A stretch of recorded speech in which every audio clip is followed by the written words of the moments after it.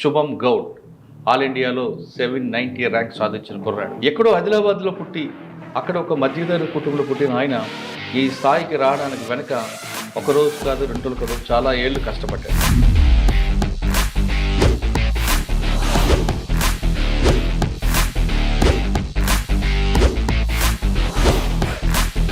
మీకు goal civils రాయాలని ఆలోచన ఎందుకు వచ్చింది, ఎప్పుడు వచ్చింది? చిన్నప్పటి నుంచి అమ్మ నాన్న అనేవారు అన్నమాట, ఐఏఎస్ అవ్వాలి, కలెక్టర్ అవ్వాలి అంటే. ఎందుకంటే district collector is the highest level of whatever they can. First అటెంప్ట్లో రాలేదు కాబట్టి అక్కడతో డ్రాప్ అవుదాం అనుకున్నారా, లేదు సెకండ్ అటెంప్ట్ కొడదాం అనుకున్నారు? దానికి మరి మీ పేరెంట్స్ సపోర్ట్ ఏమి ఇచ్చారు? సెకండ్ అటెంప్ట్ ఇవ్వాలని ఐ వాజ్ షూర్ ముందు నుంచి. కంటిన్యూస్ అటెంప్ట్స్ ఇచ్చాను, నాది క్లియర్ అవ్వలేదు. Through out the journey parents ఉన్నారు, always had the faith in me. మీ పేరెంట్స్, మీ బ్రదర్స్, వీళ్ళు కాకుండా మిమ్మల్ని ఇంకా మోటివేషన్ చేసే పర్సన్స్ ఎవరు ఉన్నారా? ప్రైమర్లీ అయితే మామ్ డాడ్ అని అన్నయ్యలు. ఎందుకంటే first attempt, second attempt, third, fourth, ప్రతిసారి ఒకసారి ఇంటర్వ్యూ అవుతుంది లేదా మీల్స్ అవుతుంది, బట్ క్లియర్ అవ్వదు. నాకు నా మీద కాన్ఫిడెన్స్ ఉంది, దట్ ఈస్ ఓకే. బట్ వాళ్ళకి ఎందుకంత కాన్ఫిడెన్స్ ఉంది, I could not understand. So that was really motivating. ఈసారి ఖచ్చితంగా అవ్వాలి అని గట్టి చదివారా, లేదు రొటీన్గా చదువుకుందాం వస్తే వచ్చింది అని అనుకున్నాను? అంటే నేను రాసిన ప్రతిసారి I was giving my best. So I was giving my best every time. But again because of all the things that went wrong. 790 rank ఉంది. ఇప్పుడు మీకు 2 అనుకున్నా, 2 ఏదో రావచ్చు, కానీ మరొకసారి ఎందుకు రాయాలనుకుంటున్నారు? నా ప్రైమరీ గోల్ ఐఏఎస్ అన్నమాట. చాలా టైం కూడా ఇచ్చాను సివిల్ సర్వీసెస్కి. ఈ year I want to take a break. Next year I want to actually identify where I was missing and I want to right again.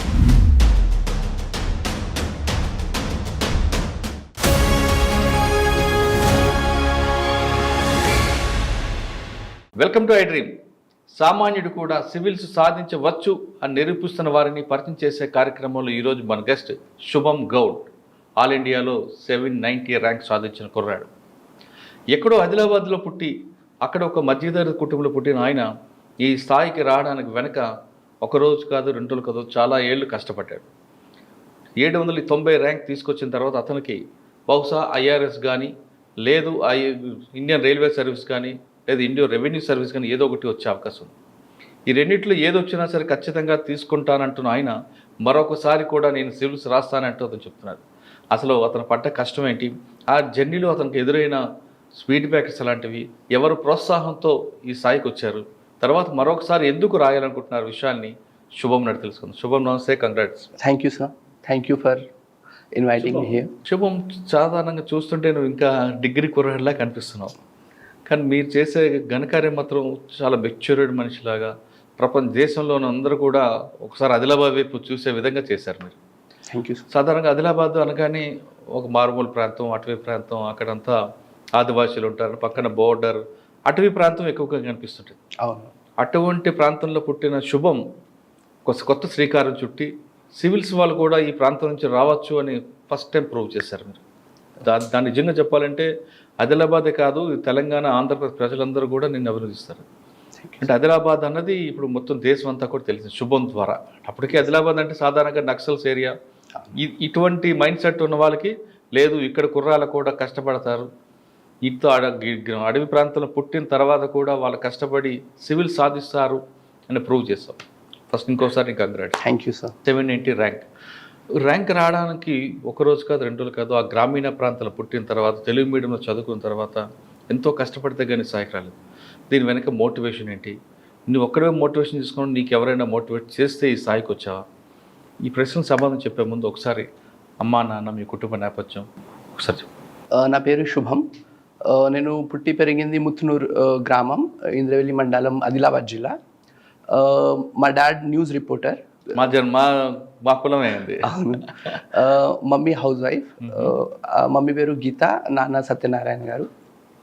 నాకు 2 అన్నయ్యలు, మేము ముగ్గురం, నేను చిన్నవాడిని. సో పెద్దన్నయ్య బిజినెస్ చేస్తున్నారు, ప్లస్ మీసే ఉంది ఆయనకి. రెండో అన్నయ్య పిఎన్విలో ఇప్పుడు మేనేజర్గా పనిచేస్తున్నారు. సో నా స్కూలింగ్ 5th క్లాస్ వరకు ఇంద్రవెల్లిలో అయింది. 6th to 10th Jawahar Navodaya విద్యాలయంలో అయింది. సిర్పూర్ కాగజ్ నగర్, అంటే ఆదిలాబాద్ మా ఊరు నుంచి 120 కిలోమీటర్స్, అదే జిల్లా. ఇంటర్మీడియట్ నారాయణ హైదరాబాద్లో అయింది. ఆ తర్వాత graduation IIT Guwahati Assam, civil engineering చేశాను. ఆ తర్వాత I started preparation for civil service. First మీరు చదువుకుంది ఆదిలాబాద్, ఇంటర్మీడియట్ వరకు అక్కడే కదా, 10th క్లాస్ వరకు అక్కడే. ఇంటర్మీడియట్ హైదరాబాద్ వచ్చారు. అవునవును. అక్కడ చదువుకున్నప్పుడు సాధారణంగా ఆదిలాబాద్, సిర్పూర్ కాగజ్ నగర్, లేదా సిర్పూర్ కాగజ్ నగర్ అంటే ఒక సెక్టర్ ఉంటుంది. అటువైపు తీసుకుంటే ఆదిలాబాద్ కానీ, ఆసిఫాబాద్ కానీ, లేదు మనకు ఇంద్రవల్లి, ఈ ప్రాంతం అంతా కూడా ఒక భావజాలం పుట్టి పెరిగిన ఏరియా. ఇంద్రవల్లి అంటే ఒక పెద్ద ఎన్కౌంటర్లు, ఆ స్తూపం, అసలు అక్కడికి వెళ్తేనే మనకి అది తెలియని ఒక అనుభూతి వస్తుంటుంది. అవును. ఆ వాతావరణం, ఆ భావజాలం పుట్టి పెరిగి మీకు ఎక్కడ కూడా ఆ షాడో పడలేదా మీ మీద? అటువైపు వెళ్ళాలని కానీ, లేదా అక్కడ చూస్తున్న సంఘటనలు మీకు కదిలించాయి, అటువంటి ఏమి దొరికాయా? యా, చిన్నప్పటి నుంచి మా డాడీ జర్నలిస్ట్ కదా, సో ఇవి చదవడం కూడా నాకు అలవాటైంది. ప్లస్ వీటి గురించి ఎక్స్పోజర్ కూడా నాకు కొంచెం అంటే బయట లైఫ్ స్టైల్, ప్రజల కష్టాలు, అక్కడ ఉన్న situations, I got a good understanding through my father. But luckily అంటే నేను చిన్నప్పటి నుంచి స్టడీస్లో చాలా ముందుండేవాడిని అనమాట. I was good at studies. So అందువల్ల నా ఫోకస్ ఎప్పుడు స్టడీస్ మీదనే ఉండేది. సో లక్కీలీ ఆఫ్టర్ 5th నేను జేఎన్వి వెళ్ళాను. అక్కడ the quality of the teaching and the environment చాలా డిఫరెంట్గా ఉంటుంది. So that motivated me to focus on studies. And నేనున్న ఏరియాలో అంటే మా డాడ్ జర్నలిస్ట్ కదా, ఆయన కలుస్తుంటారు పెద్ద పెద్ద ఆఫీసర్స్ని, వాళ్ళని వీళ్ళని. So the easiest way to come out of that situation is education. So కంప్లీట్గా ఫస్ట్ నుంచి Telugu medium? Yeah, 8th class వరకు తెలుగు మీడియం. Yes. తర్వాత 10th, 9th, 10th English medium. ఇక్కడ నవోదయలోనే, అంటే నవోదయలో 8th క్లాస్ వరకే తెలుగు ఇంగ్లీష్ మీడియంస్ ఉంటాయి, అప్పుడు ఉండేవి. 9th, 10th ఇంగ్లీష్ మీడియం ఉండేది. సో నేను ఇంగ్లీష్లో కూడా చెప్పండి పడలేదు. అంటే నేను I was good at studies from the beginning. So నాకేం ప్రాబ్లం అనిపించలేదు. I was easily able to shift to English medium. ఆ స్కూల్స్ కూడా మీకు చాలా ఊరుకు దూరంగా ఉంటాయి. ఇటు ఆదిలాబాద్ నుండి అటు సిర్పూర్, ఆసిఫాబాద్ మధ్యలో మొత్తం డీప్ ఫారెస్ట్, జన్నారం, ఇవన్నీ కూడా చాలా మంచి ఏరియా. ఆ ఎంజాయ్ని ఎలా చేస్తారు ఇప్పుడు అడవులు? యా, అంటే మా ఊర్లో స్కూల్ ఉండకపోయేది. సో నేను ముందు ఉట్నూరు వెళ్ళేవాడిని, 23 కిలోమీటర్స్. సో ఎవ్రీడే 23 కిలోమీటర్లు వెళ్ళాలి రావాలి. అప్పుడు స్కూల్ బస్సెస్ కూడా ఉండేవి కావు. సో ఆర్టీసీ బస్ కోసం వెయిట్ చేయాల్సి వచ్చేది.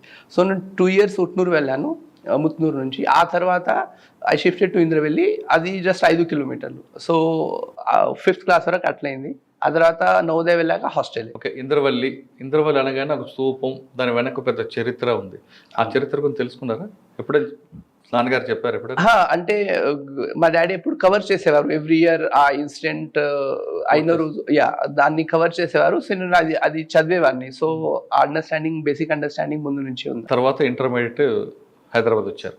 గ్రామీణ ప్రాంతం నుంచి సడన్ గా హైదరాబాద్ రావడం కొంచెం ఇబ్బంది వచ్చిందా? స్టార్టింగ్ లో అనిపించేది.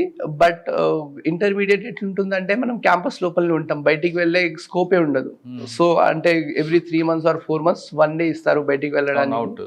సో క్యాంపస్ లోపలనే కాబట్టి ఏం అనిపించలేదు. Campus Dilsukh Nagar, Narayana campus. So అప్పుడు అంటే ఐటీజీ ప్రిపరేషన్ కాబట్టి మార్నింగ్ నుంచి నైట్ వరకు బుక్స్ పట్టుకునే ఉంటాం. సో ఏం అనిపించలేదు అన్నమాట. అంటే కానీ కల్చర్ మీకు ఒక అట్మాస్ఫియర్ వేరేగా ఉంటుంది. నవోదయ అనగానే ఒక హోమ్లీ టైప్లో ఉంటుంది, సాయంత్రం కలుసుకోవచ్చు, మంచి గ్రౌండ్ ఆడుకోవచ్చు. ఇక్కడికి వచ్చేసరికి మీకు ఒక అట్టపెట్టలో, అగ్గిపెట్టలో పెట్టేట్టు ఉంటుంది అపార్ట్మెంట్లో. అవును, అంటే ఆ డిఫరెన్స్ అనిపించింది. ఎందుకంటే నవోదయలో చదవడమే కాకుండా the focus on all the activities. Music classes ఉంటాయి, ఆర్ట్స్ ఉంటుంది. నేను అంటే డిబేట్స్, ఎస్సేస్ కాంపిటీషన్లో పార్టిసిపేట్ చేసేవాడిని. సో 11th, 12th అవి ఏం లేవు. జస్ట్ మార్నింగ్ నుంచి 6కి స్టడీ అవర్ స్టార్ట్ అయ్యేది, నైట్ 10, 11 వరకు ఏదో ఒకటి నడుస్తూనే ఉండేది. But I wanted to get into IIT. So నాకు తెలుసు ఈ 2 years కష్టపడాలని. So I just focused on that. So IIT, yeah, అక్కడ గౌహతి అస్సాం. అక్కడ అట్మాస్ఫియర్ ఎలా ఉంది? అక్కడ డిఫరెంట్ కల్చర్ ఉంటుంది. యా, అక్కడ కల్చర్, అక్కడ వెదర్, అక్కడ లాంగ్వేజ్, ఫుడ్ అన్ని డిఫరెంట్ అన్నమాట.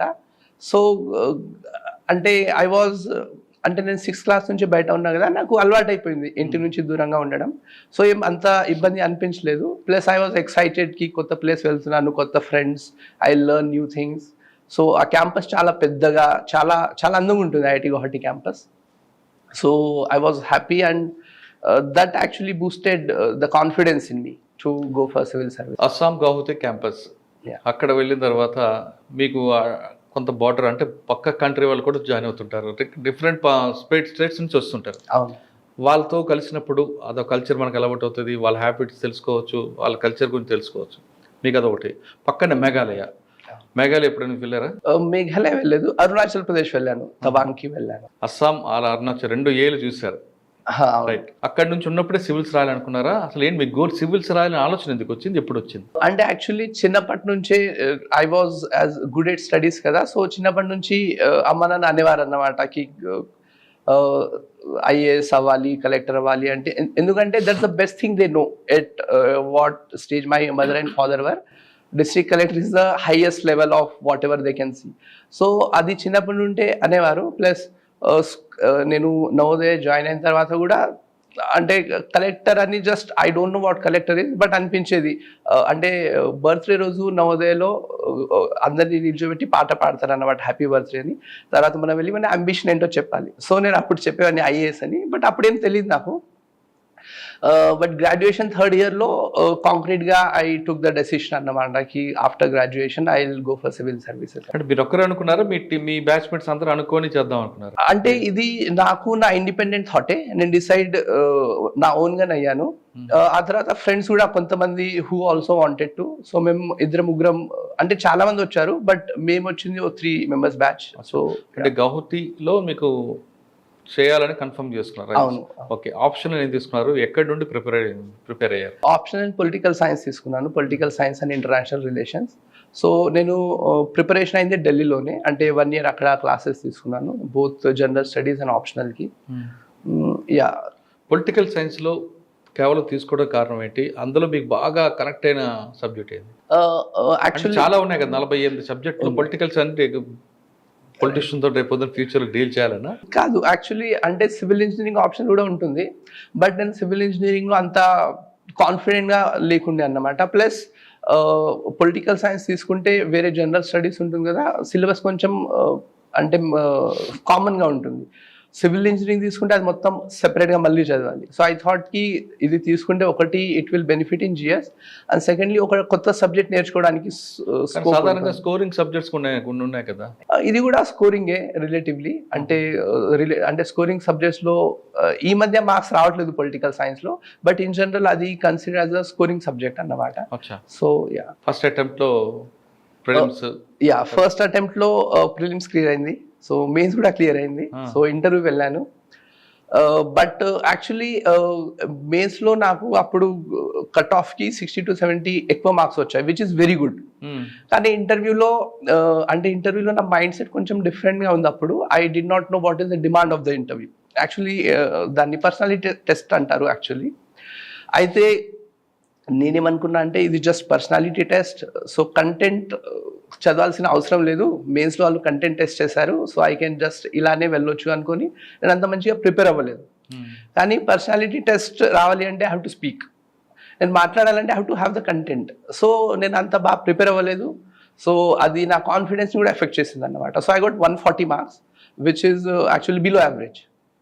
So 160 is considered as an averages mark. So I got 140, so 12 మార్కులతో మిస్ అయింది నాకు. So yeah, that was the first attempt. అంటే సంవత్సరం చదివారు, రైట్? మీ బ్యాచ్మేట్స్ అందరూ కూడా క్యాంపస్ ఇంటర్వ్యూస్ వచ్చుంటాయి, వాళ్ళు ఎక్కడో లైఫ్లో సెటిల్ అయి ఉంటారు, ఎందుకంటే అంత ప్రయాణం లక్షల్లో ఉంటాయి.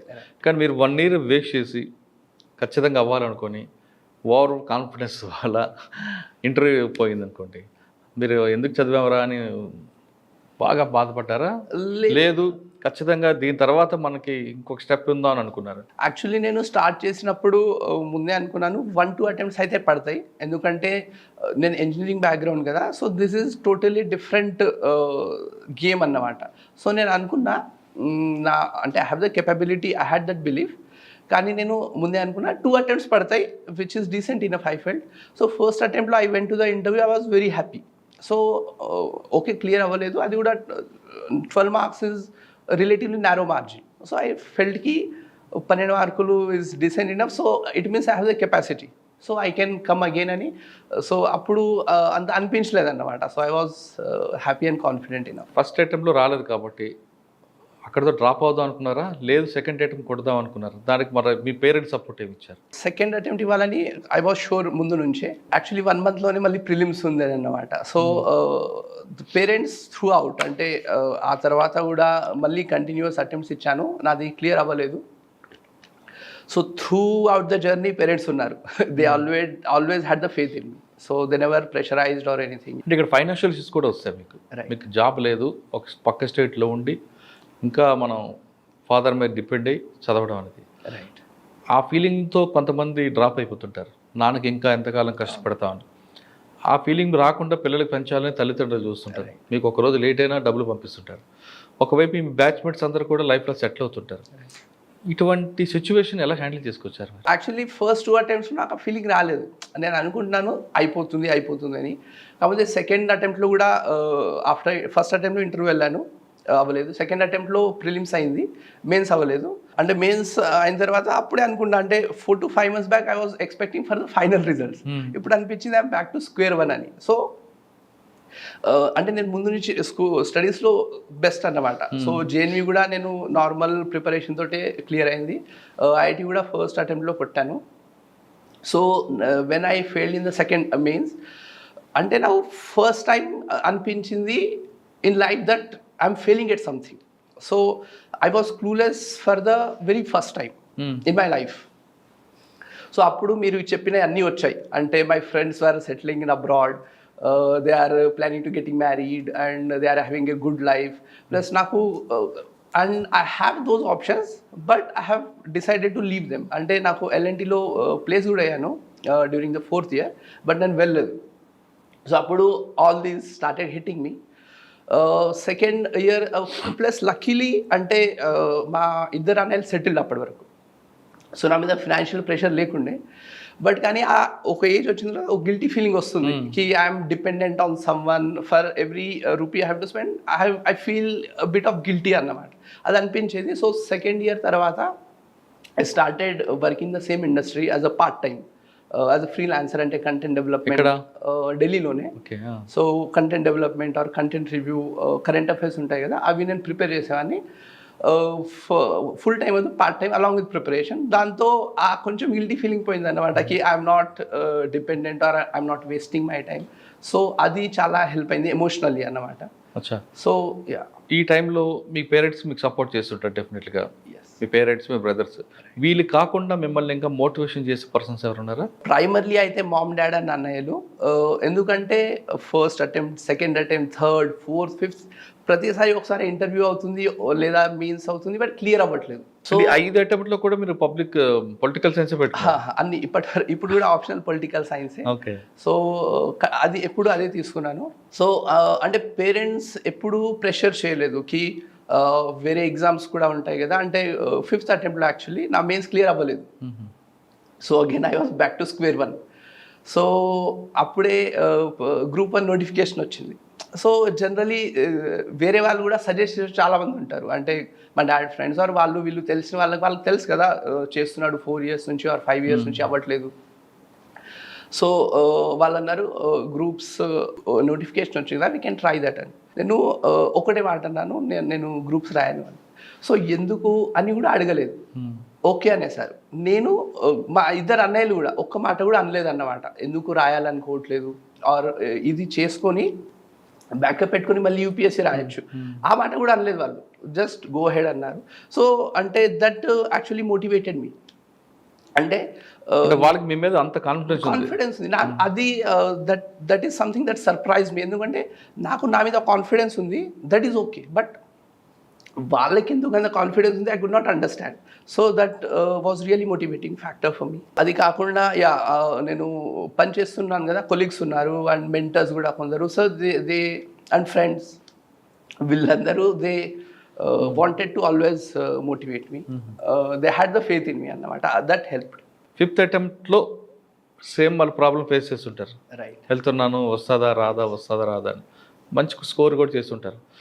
ఈ 4 సార్లు ఫెయిల్ అయింది, 5వ కూడా సక్సెస్ అవ్వాలని ఎన్ని గంటలు చదివారు?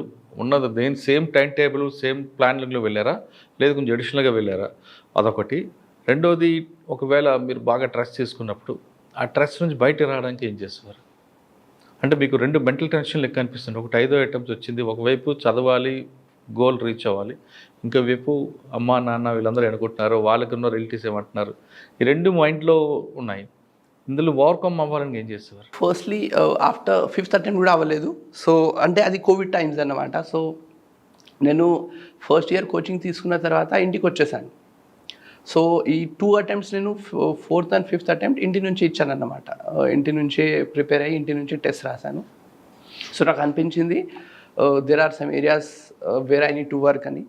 సో నేను 6th అటెంప్ట్కి ఢిల్లీ వెళ్ళడానికి డిసైడ్ అయ్యాను కి ఆఫ్టర్ ప్రిలిమ్స్ రాస్తాను. ప్రిలిమ్స్ నాకు నాట్ అ ప్రాబ్లం. అంటే నేను ప్రిలిమ్స్ రాసిన ప్రతిసారి క్లియర్ అయింది అన్నమాట. So prelims was not a problem. నేను ప్రిలిమ్స్ తర్వాత మెయిన్స్కి ఢిల్లీ వెళ్తానని డిసైడ్ అయ్యాను 6th అటెంప్ట్కి. Secondly coming to this handling stress, ఎందుకంటే 5-6 years it's too much of time. And అంటే నేను ఫెయిలియర్ అంతకుముందు ఎప్పుడు చూడలేదు. So it was truly difficult. So నేను ఒకటి I use to read books. చాలా రెగ్యులర్గా చదివేవాను అన్నమాట. అంటే ముందు అలవాటు ఉండేది, but after failing 2 times I wanted something which is away from this UPSC, where I can relax and have time for me. So books regularly chadivani, so that helped a lot actually. Second, I used to meditate every day. Adi kuda help ayindi. Plus family. So that has been the strongest point for me. Endukante nenu ippudu monna kalisinappudu kuda konta friends ni kalsanu who cleared.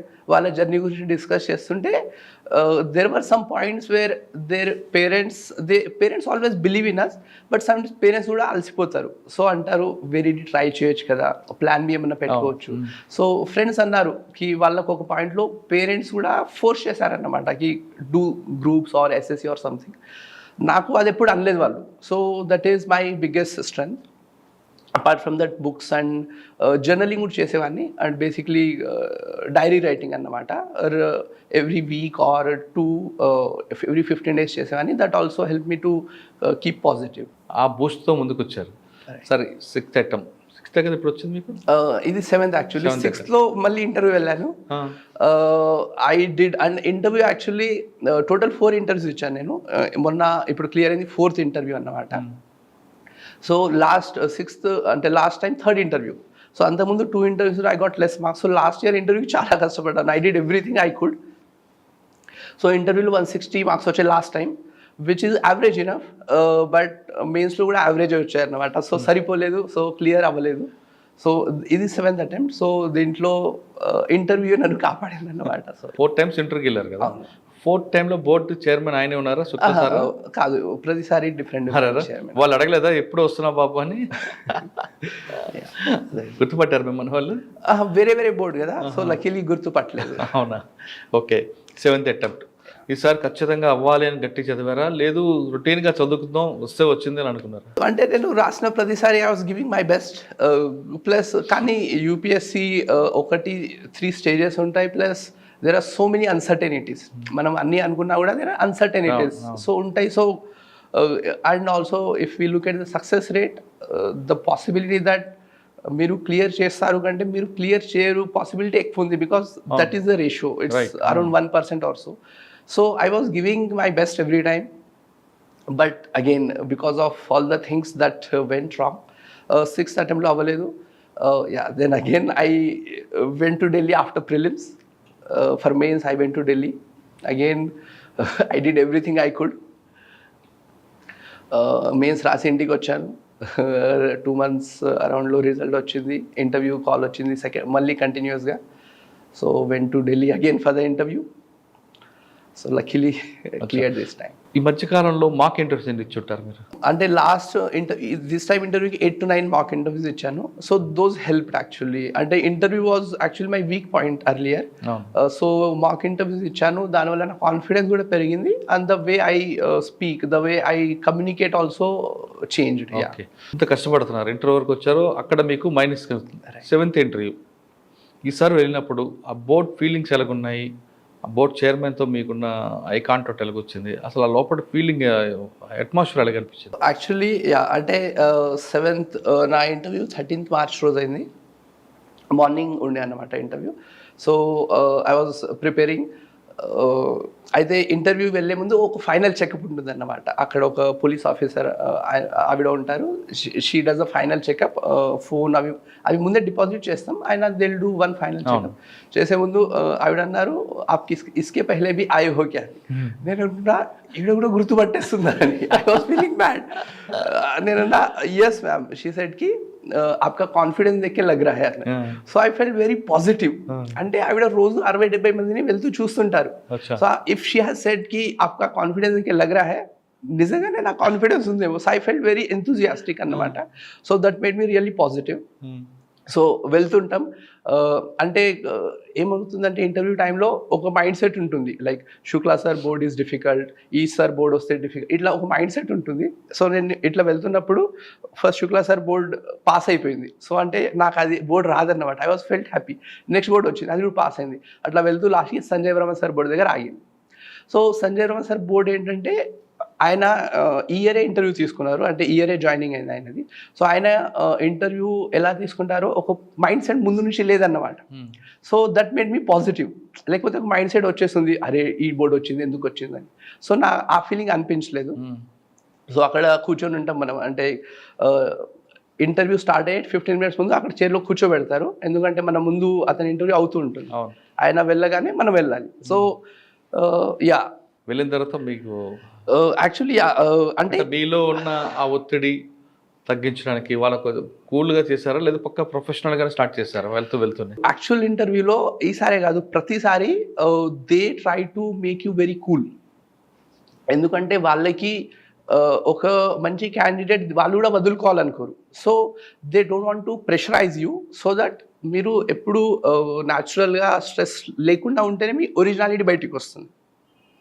So నేను వెళ్ళిన అన్ని ఇంటర్వ్యూస్లో కూడా it was very cordial and very smiling. But again మన side నుంచి confidence లేకపోతే వాళ్ళు కూడా ఏం చేయలేరు కదా. So this time I was confident enough. I was actually very confident during the, అంటే మాక్ ఇంటర్వ్యూస్లో కూడా I was getting very good feedback అని. అంటే నాకు 160 వచ్చాయి అంతకుముందు. But they were saying you have to, అంటే 185 క్యాండిడేట్ మీరు, you have to get 185, you have this knowledge and all. So నేను వెళ్ళను కూడా పాజిటివ్ మైండ్ సెట్తో వెళ్ళాను. ఒకటి ఆవిడ అన్నారు కదా ఆప్కా కాన్ఫిడెన్స్ దగ్గర లగ్ రా అని. సెకండ్ నాకు అదే అనిపించింది when I was sitting out side. నేను ఎంటర్ అయ్యే ముందు అన్నీ గుర్తొస్తాయి, 6 years అది ఇది. సో నేను బుక్స్ చదువుతాను కదా, దాంట్లో ఒక మైండ్ఫుల్నెస్ అని కాన్సెప్ట్ ఉంటుంది, అంటే స్థిత్ ప్రజ్ఞత అని. శ్రీకృష్ణులు భగవద్గీతలో చెప్తారు స్థిత్ ప్రజ్ఞత అంటే. అది దాంట్లో ఏముంటుందంటే మీ మైండ్ సెట్ని అవుట్ సైడ్ సర్కమ్స్టాన్సెస్తో మనం లింక్ చేయొద్దు. అంటే మీ ఆనందం should not be, your mind set should not be link to your circumstances. అంటే మీకు ఒక ఫోన్ చేసి ఒక న్యూస్ విన్నారనుకోండి, అది పాజిటివ్ న్యూస్ అయితే మీరు హ్యాపీగా ఫీల్ అవుతారు, అది నెగిటివ్ న్యూస్ అయితే నెగిటివ్గా ఫీల్ అవుతారు, ఒక సాడ్నెస్ వస్తుంది. స్థిత్ ప్రజ్ఞతలో ఏం చేస్తారంటే whatever the news is, process it just as an information. Do not ఆ ఇన్ఫర్మేషన్ మిమ్మల్ని ఎఫెక్ట్ చేయొద్దు అన్నమాట. So that is basically mindfulness where you are delinked, మనం ఎమోషనల్ అవ్వం అన్నమాట. So I use to practise that. ఈ mindfulness అంటే కొన్ని బుక్స్ చదివాను నేను, దాంట్లో I use to practise mindfulness where I try to be emotionally detached. So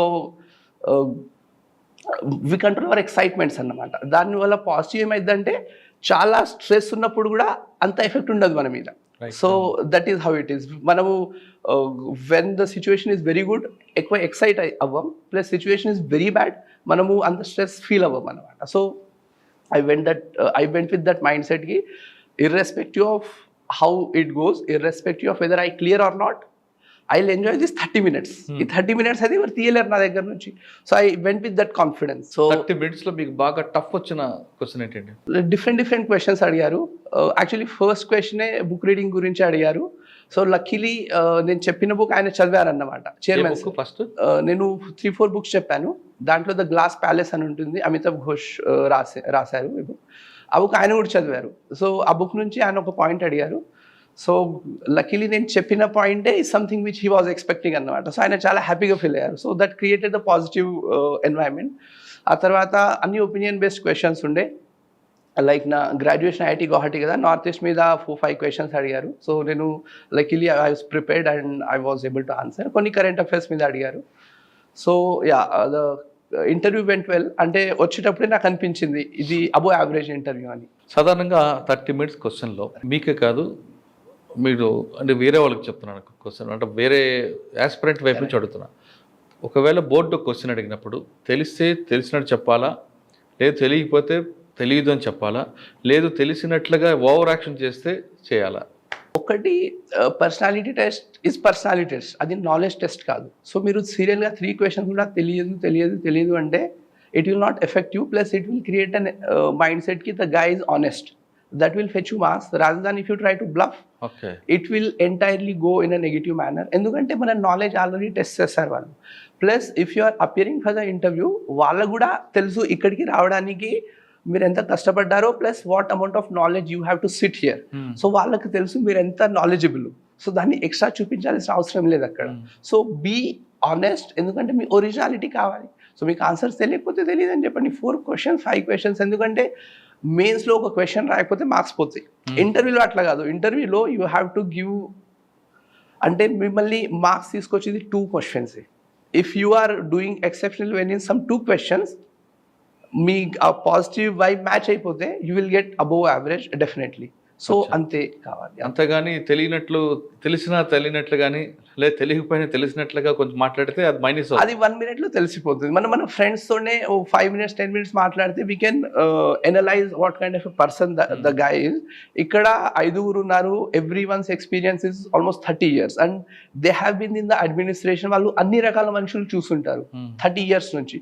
so 2 minutes వాళ్ళకి తెలిసిపోతుంది యు ఆర్ బ్లఫింగ్ అని. So there is no point. అది మైనస్ అవుతుందా? అవును, it will definitely affect because they don't want to take the risk. If they are not confident that you are a good guy, why would they take you? అచ్చా, interview అయిపోయింది, బయటకు వచ్చారు. Last time కన్నా బాగానే చేశాను అని ఒక confidence వచ్చింది. నెక్స్ట్ రిజల్ట్ వచ్చింది. రిజల్ట్ వచ్చిన రోజు ఫస్ట్ మీకు ఎవరు చెప్పారు, మీరు ఎవరికి చెప్పారు తర్వాత? అంటే రిజల్ట్ ఎప్పుడు వస్తుంది అనేది ఒక రఫ్ ఐడియా ముందే ఉంటుంది మనకు. సో నాకు తెలుసు, అంటే last interview 9th or 10th April అయిపోయాయి. So we're expecting on 12th, కానీ 12th Friday or Saturday weekend అయిపోయింది. సో వీకెండ్లో రాదు. So 15th 16th we were expecting. 15th I think Monday అనుకుంటా. మార్నింగ్ నుంచి I was expecting, but 15th కి రాలేదు. So 16th కి, అంటే 15th కి ఈవినింగ్ అరౌండ్ 4 o'clock కన్ఫర్మ్ చేశారన్నమాట. ఎందుకంటే 5 కి ఆఫీస్ క్లోజ్ అవుతుంది కదా. సో అన్నారు ఈరోజు అంటే కొన్ని అఫీషియల్ వర్క్ వల్ల అవ్వలేదు, రేపు 1:30 వరకు కన్ఫర్మ్ అయింది. So I was next day. ఆ రోజు మీకు బాగా టెన్షన్ ఉందా? ఇప్పటికే 5 సార్లు అయింది, ఈసారి వస్తారా రాదా అది చెప్పాలా, ఆ టెన్షన్ మామూలుగా ఉంటుంది కదా. యాక్చువల్లీ ఎస్, అంటే ఈ టెన్షన్స్ నేను నా 3rd, 4th or 5th అటెంప్ట్లో ఇవన్నీ అంటే ఎక్స్పీరియన్స్ చేశాను. నేను ద లోయెస్ట్ పాయింట్ ఉంటుంది కదా, ఇవన్నీ ఎక్స్పీరియన్స్ చేసేసాను. So I try to fight this, అంటే ఆ లోయెస్ట్ పాయింట్ని ఫైట్ చేయడానికి I started reading books, journalism, ఇవి చేశాను కదా. అవి actually help me a lot. So ఈ 15th రోజు వెన్ ఐ వాజ్ షూర్కి రేపు వస్తుంది రిజల్ట్, ఆ రోజు కూడా నేను పీస్ఫుల్గా నిద్రపోయాను. సో ఐ వాజ్ షూర్కి irrespective of what the result is, it will not effect me. నేను మెంటలీ ప్రిపేర్ అయ్యి ఉన్నాను. ఒకవేళ 16th రిజల్ట్ నాది నెగిటివ్ వస్తే 17th మార్నింగ్ 7:30కి లేచి I will wake up at 8 o'clock I will start study. So ఆ మైండ్ సెట్ ఉండే అన్నమాట. సో రిజల్ట్ ఏమొచ్చినా I will be able to handle it, ఆ కాన్ఫిడెన్స్ ఉండేది. సో అందుకే I was able to sleep peacefully. So actually result వచ్చాక మా mother, అన్నయ్యలు చెప్తున్నారు కి వాళ్ళు కూడా రిజల్ట్ వస్తుందని తెలుసు కదా, వాళ్ళు నిద్రపోలేదట ఆ 2-3 days. కానీ నేను నిద్రపోయాను ప్రతిరోజు. సో యా, సో 12 యాక్చువల్లీ నేను వర్క్ కూడా చేస్తున్నాను ఫ్రీలాన్సర్గా. సో ఆ రోజు 12:01కి వర్క్ అయిపోయింది. సో ఇప్పుడు తెలుసు half an hourలో వస్తుందని. సో ఐ వాజ్ సిట్టింగ్, టెలిగ్రామ్లో మెసేజెస్ వస్తున్నాయి టైంకి. So I was generally last year చాలా బ్రౌజ్ చేస్తున్నాను, ఎప్పుడు వస్తుంది, చాలా టెన్స్ ఫీల్ అయ్యాను last time. So this time I was told, ఒక ఫ్రెండ్ చెప్పాడు కి no matter what Telegram check చేస్తూ ఉండొద్దని. So I was just sitting, laptop ముందు కూర్చున్నాను. I was not checking anything. So around 1:30 కొన్ని వాట్సాప్ గ్రూప్స్లో మెసేజ్ స్టార్ట్ అయింది. సో నాకు ఒకటి అర్థమైంది, రిజల్ట్ వచ్చిందని. నాకు వచ్చిందో రాలేదో తెలియదు, బట్ గ్రూప్స్లో చూడగానే తెలిసింది రిజల్ట్ వచ్చిందని. సో ఫోన్ సైడ్లో పెట్టాను, ఎందుకంటే నేనే చూడాలి. సో ల్యాప్టాప్లో I downloaded the PDF and నా పేరు క్లిక్ చేశాను. సో యా, వచ్చాగానే 790. 790. అప్పుడు మీ ఫీలింగ్స్ తక్కువ వచ్చింది అనుకున్నారా, లేదు ఈసారి పాస్ అయ్యాం, తల్లిదండ్రులకు ముందు కొంచెం రిలాక్స్ ఇవ్వచ్చు? Actually it was emotional moment. ఎందుకంటే 6 years పట్టింది. ఆ 12 మార్క్స్ ఫస్ట్ అటెంప్ట్లో మిస్ అయింది కదా, ఆ 12 మార్క్స్ ఫిల్ చేయడానికి 6 years పట్టింది. So it was emotional. కానీ నేను చెప్పాను కదా, I was trying to suppress my emotions all these years. So అప్పుడు నాకు I did not understand how to express it. So mummy అక్కడనే ఉన్నారు, నేను చేయగానే I called my mother. I told హర్కి మామ్ క్లియర్ అయింది అని 790 ర్యాంక్ వచ్చింది. కానీ నాకు అంతకుముందు ఎప్పుడు నాకు ప్రిలిమ్స్ మెయిన్స్ క్లియర్ అయినా హ్యాపీగా వెళ్ళి చెప్పేవాడిని కదా. సో ఇక్కడ I was not able to express my emotions. I was like a numb, I don't know how to express it.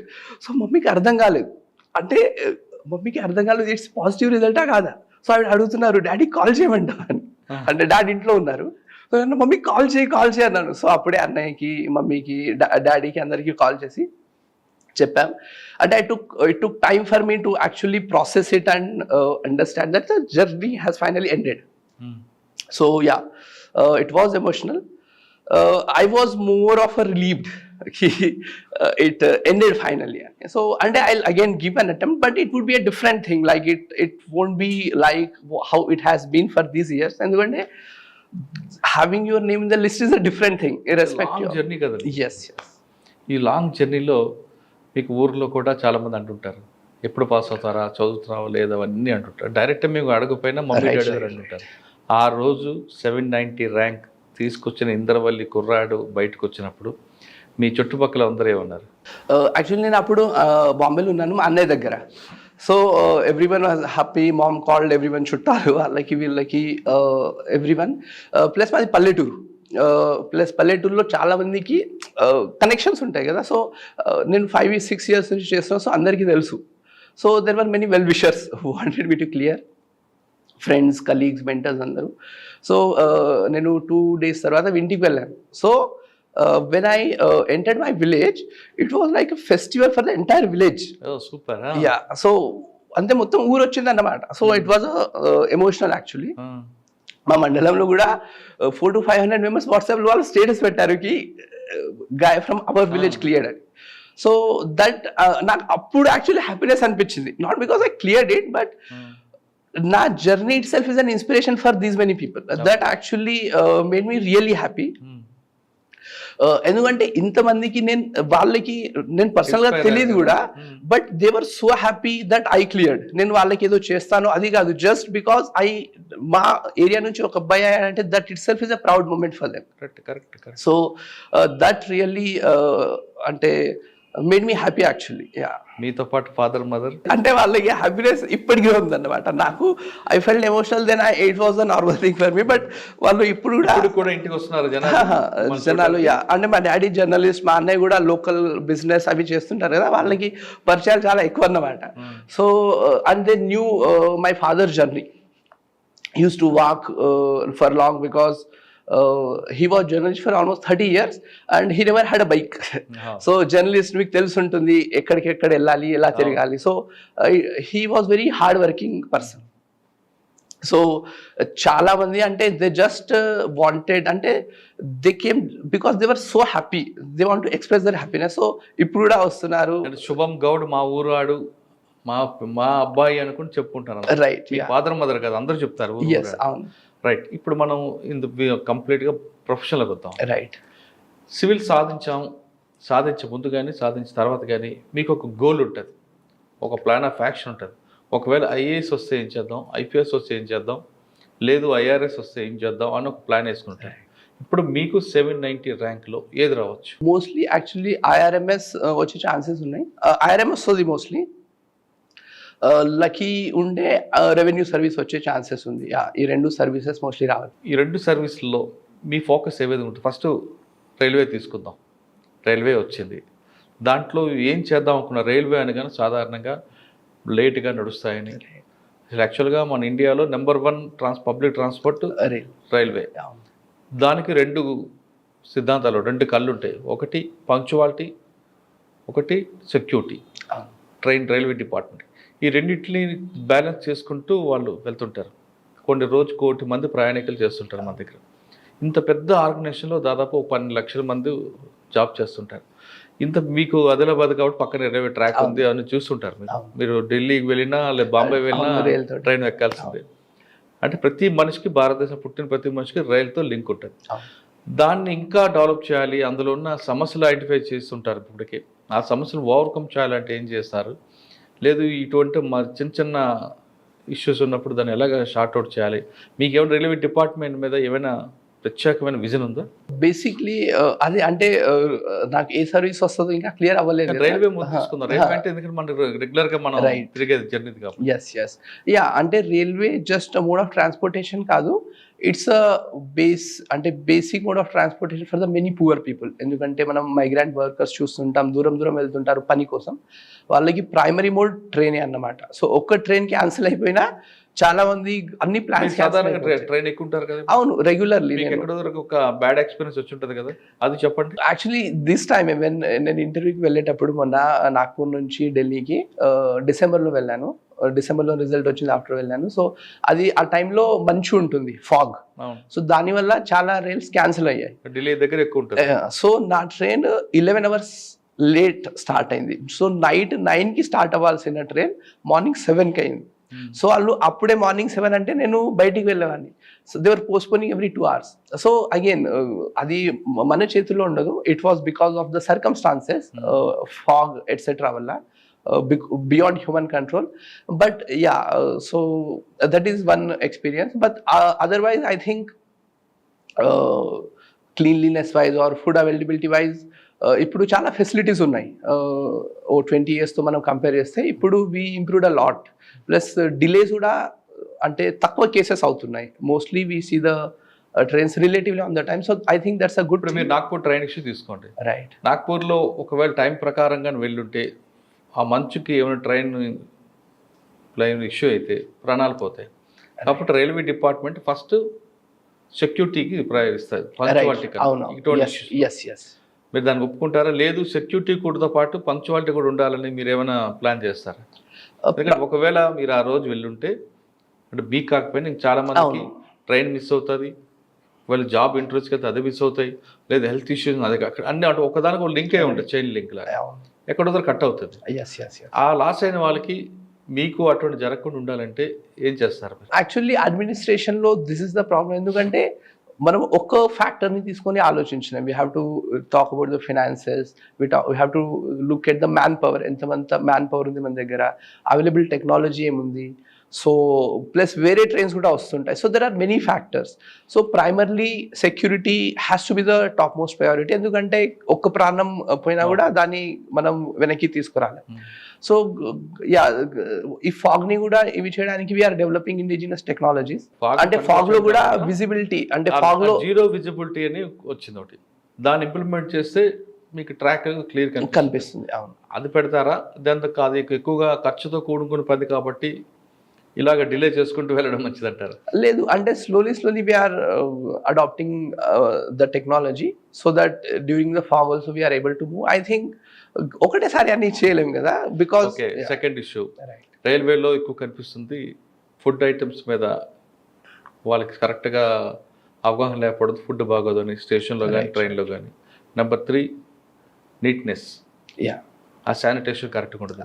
ఈ 3 అయితే ఖచ్చితంగా మనం అది హ్యూమన్ ఎర్రర్ అనుకోవచ్చు. ఆ హ్యూమన్ ఎర్రర్ని ఓవర్కమ్ చేయడానికి మీరు దగ్గరే ఉంది. ఇప్పుడైతే వీ హ్యావ్ గ్రీవాన్స్ రిడ్రెసల్. అంటే ప్యాసెంజర్స్ డైరెక్ట్లీ మెసేజ్ చేయొచ్చు, నంబర్ ఉంటుంది ట్రైన్లో, where if you can message వాళ్ళు పంపిస్తారు క్లీన్ చేయడానికి. సో ఈ ఫెసిలిటీ ఉంది, బాత్రూమ్ క్లీన్ చేస్తారు, ప్లస్ శానిటేషన్ కూడా. So I think yeah, that is a good thing. అంటే ఇంకా అది కాకుండా రైల్వేని ప్రైవేటైజ్ చేయాలనుకుంటుంది గవర్నమెంట్. ఓకే, ఒకవేళ ప్రైవేటైజేషన్ చేస్తే మంచిదా, లేదు గవర్నమెంట్ నడిపితే మంచిదా? అంటే నేను మీకు ప్రొఫెషన్ కాదు, కానీ ఒక జనరల్ నాలెడ్జ్ ఉంటుంది కదా దీని మీద. Actually one thing about the railways is, నేను చెప్పినట్టు it's a primary mode of transportation for the poor people. కానీ కొన్ని ఏరియాస్లో అదే మనం ప్రైవేటైజ్ చేస్తే it will push up the competition and దానివల్ల క్వాలిటీ ఆఫ్ ద సర్వీసెస్ పెరుగుతుంది. సో అది ఆల్రెడీ స్టార్ట్ చేశారు. ఎందుకంటే కొన్ని స్పెసిఫిక్ ట్రైన్స్లో మనం చేయొచ్చు, if the people want to, for example, Nagpur నుంచి ఢిల్లీకి నార్మల్ ట్రైన్ ఉంటుంది, or for example Vande Bharat ఉంది అనుకోండి. So if you want to pay extra cost you can go by Vande Bharat, otherwise ఈ ట్రైన్లో కూడా వెళ్ళొచ్చు. బట్ బేసిక్ ఫెసిలిటీస్ అయితే రెండు చోట్ల వీ హ్యావ్ టు ప్రొవైడ్, ఎందుకంటే that is the basic thing కదా. ఇంకా ఒకవేళ ఐఆర్ఎస్, ఇండియన్ రెవెన్యూ సర్వీస్ వచ్చినప్పుడు ఇన్కమ్ ట్యాక్స్ పార్ట్లో వస్తాయి. అక్కడే ఉంటుంది పెద్ద పెద్ద వాళ్ళు కుంభకర్ణులు ఉంటారట, బాగా కరోడపతులు కనిపిస్తారు. ఇప్పుడు ఎక్కడైతే నల్లధనం ఉందో బ్లాక్ మనీ, దాన్ని బర్స్ట్ చేయడం మీద ప్లాన్ చేస్తారా, లేదు ఇంకా ఏమైనా కొత్తగా వాళ్ళకే విల్లింగ్గా డబ్బులు కట్టేలా వాళ్ళ మోటివేషన్ తీసుకొస్తారా, వాళ్ళు ఎడ్యుకేట్ చేస్తుంటారు? సాధారణంగా డబ్బులు ట్యాక్స్ రూపంలో కట్టకుండా ఎగ్గొట్టడగా ఎక్కువ మంది చూస్తుంటారు. వాళ్ళని పట్టుకొని పనిష్ చేయడం కన్నా మీకు మీరుగా వాళ్ళకే కట్టే విధంగా ఏమైనా ప్లాన్ చేస్తారా? బేసిక్లీ యాక్చువల్లీ అంటే స్టార్టింగ్ స్టేజ్లో మనం పాలసీ మేకింగ్లో ఉన్నామన్నమాట. మన జాబ్ ఏంటంటే ఉన్న రూల్స్ ప్రాపర్గా ఇంప్లిమెంట్ చేయడం. సో ఐ బిలీవ్ అంటే we have the rules for everything, whether to solve the railway issues or any other issues. మనకు ఆల్రెడీ రూల్స్ ఉన్నాయి. మనం ఆ రూల్స్ డెడికేటెడ్గా ఫాలో అయితే we can bring the changes. Ante manam already there are great examples where civil servants are doing exceedingly good job with existing rules. Within the framework of the existing rules they are bringing the change. Achha. So I believe just by following rules honestly, if we are honest enough to manamu ikkadiki enduku vacham every day, if we tell to ourselves, I think we'll be able to do a good job. 790 rank undi. Yes. ఇప్పుడు మీకు రెండు అనుకున్నా, రెండిట్లో ఏదో రావచ్చు, కానీ మరొకసారి ఎందుకు రాయాలనుకుంటున్నారు? నా ప్రైమరీ గోల్ ఐఏఎస్ అన్నమాట. So IAS second third option IFS and IPS పెట్టాను. So these were my primary targets. So I believe నేను చాలా టైం కూడా ఇచ్చాను సివిల్ సర్వీసెస్కి. So I believe now I will not be having the pressure, ఎందుకంటే already I will be getting a service. So I'll be not under that pressure. I think that will also impact. Okay, mindset change is automatically that will reflect in your performance. So year I want to take a break. Next year I want to actually identify where I was missing and I want to write again. Sir, ఫైనల్గా చెప్పండి, మిమ్మల్ని చూసి చాలామంది రావాలనుకుంటే, లేదు కొంతమంది aspirants civil సాధించాలనుకుంటే, మీలాగా కష్టపడి 6 ఐటమ్స్ కాకుండా 6 ఐటమ్స్ కాకుండా సింపుల్గా కావాలనుకుంటారు కొంతమంది. కష్టపడి ఇష్టపడి చదవడంలో ఉన్న ఆనందం వేరంటారా, లేదు ఏదో ఇష్టపడి కొంతకాలం చదివి ఫస్ట్ అటెంప్ట్లో రాలేదని డిసప్పాయింట్ అయిపోవడం బెస్ట్ అంటారా, లేదు ఫస్ట్ టైం కాకపోయినా ఎన్నిసార్లుగా చదివి ఖచ్చితంగా సాధించాలనుకునే వరకు మీలాగా చేస్తే బెస్ట్ అంటారా? వాళ్ళకి మీరు ఇచ్చే సలహా ఏంటి చెప్పండి. ఫస్ట్లీ అది you have to decide why you want to join for civil services. ఒకవేళ మీరు ఇది మీకు జస్ట్ ఒక పార్ట్ టైం ఆపర్చునిటీ, నేను జస్ట్ ట్రై చేస్తాను అని మీరు ముందే మైండ్ సెట్లో ఉంటే then you can leave after 1-2 attempts. But మీరు ఇది నేను చేయాలి అని ముందే డిసైడ్ అయ్యి వస్తే మాత్రం you have to do it. ఎందుకంటే యూపీఎస్సి సక్సెస్ రేట్ చాలా తక్కువ, ప్లస్ ప్రతి స్టేజ్లో అన్సర్టెనిటీ ఉంటుంది. So the possibility again that you are going to fail is much more than the possibility that you are going to win.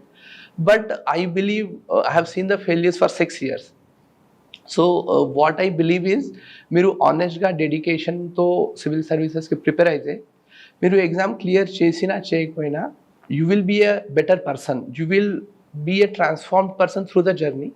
That will make you a better person and a successful and a happy person in whichever field you go. So మీరు అన్ని attempts ఇచ్చి వాళ్ళ fail అయిపోయినా కూడా వేరే ఫీల్డ్లో వెళ్ళినా you will be a better person.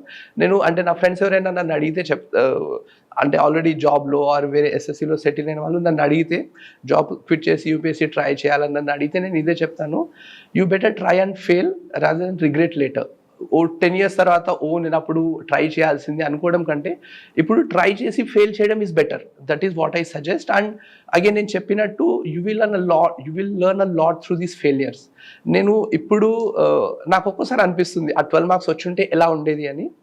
But now I'm more proud of my journey, ఎందుకంటే ఈ 6 yearsలో through the failures I have learned a lot and I have become a different person.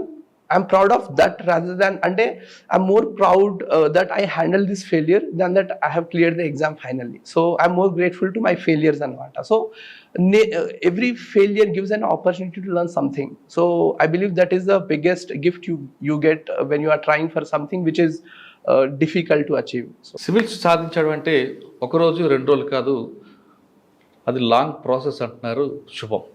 అయితే ఫస్ట్ టైం కానీ మనం కానీ సాధిస్తే ప్రపంచం నిన్ను చూస్తుంది, కానీ ఫస్ట్ టైం మనం ఫెయిల్ అయితే మీరు ప్రపంచాన్ని చూడవచ్చు. అందరికన్నా రెండోది ఇంపార్టెంట్ అంటారు శుభం యొక్క స్టోరీ. ఆయన 6 సార్లు రాశారు, కానీ ఈరోజు ఆయన 7వ ఫెయిల్ అయినా ఆయన అందరిలో కన్నా, అంటే వాళ్ళ బ్యాట్స్మెన్స్లో ఆయన నెంబర్ 1. ఇక్కడ పాసు ఫెయిల్ అని కాకపోయినా ఒక డిఫరెంట్ పర్సన్ ఆయనలో ఎస్టాబ్లిష్ అయ్యారు. ఆయనకున్న యాటిట్యూడ్ డిఫరెంట్ మారింది, ఆయన చదువు, ఆయన క్వాలిటీ వచ్చింది. ఆయన కూడా ఐఐటి గౌహతిలో చదివారు. ఆయన బ్యాట్స్మెన్స్ అందరూ కూడా అబ్రాడ్లో సెటిల్ అయ్యారు. కానీ శుభం 7వ సార్లు సివిల్స్ రాసినందుకు ఆయనలో నాలెడ్జ్ పెరిగింది, ఆయన యాటిట్యూడ్లో మార్పు వచ్చింది, ఆయనలో పాజిటివ్ థింగ్స్ వచ్చాయి. ఇది ఇంపార్టెంట్. పాస్ అయ్యామా సక్సెస్ అయ్యామా పక్కన పెడితే ఆయనలాగా పోరాటం చేయండి. అనుకున్న లక్ష్యం సాధించాలంటే ఖచ్చితంగా పోరాడితే ఎప్పటికైనా సాధిస్తామన్నది శుభం స్టోరీలో మనకు అర్థమవుతుంది. ఇది శుభం గౌడ్తో ఎక్స్క్లూజివ్ ఇంటర్వ్యూ. వచ్చే వారం మరో గెస్ట్తో మళ్ళీ కలుద్దాం. అంతవరకు నమస్తే. థ్యాంక్ యూ శుభం. నువ్వు నిజంగా చెప్పాలంటే నువ్వు ఫస్ట్ టైం సెకండ్ టైం అయితే మాత్రం నిన్ను అందరితో పాటు అయిపోతుంది. నువ్వు 7 సార్లు సక్సెస్ అయ్యావు కాబట్టి, ఫెయిల్ అయినా సక్సెస్ అయ్యావు కాబట్టి నువ్వు డిఫరెంట్ పర్సన్. నేను నాకు చెప్పినట్లుగా మీ బ్యాట్స్మెన్స్ అందరిలో కూడా నువ్వు high qualified person. Thank you sir. Thank you so much.